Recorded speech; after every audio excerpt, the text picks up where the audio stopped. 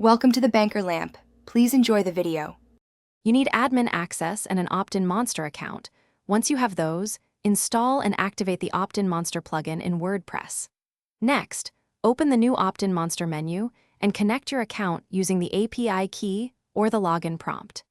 This connection syncs campaigns and lists so you can manage everything from your dashboard. Make sure to allow the plugin to access campaigns.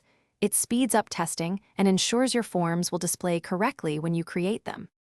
You start by creating a campaign in Optinmonster and selecting a type like pop-up, floating bar, or inline. Choose a template to save time.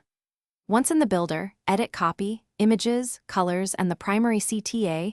You control conversions by clarity and contrast. Then configure display rules.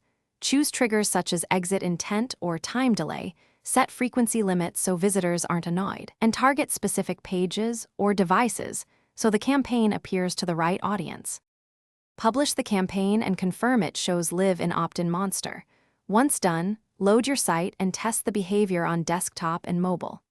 Make sure to clear your WordPress cache, any caching plugins, and CDN cache so changes appear.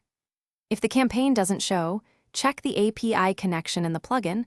Look for JavaScript console errors that indicate theme or plugin conflicts, and disable caching temporarily to isolate the issue.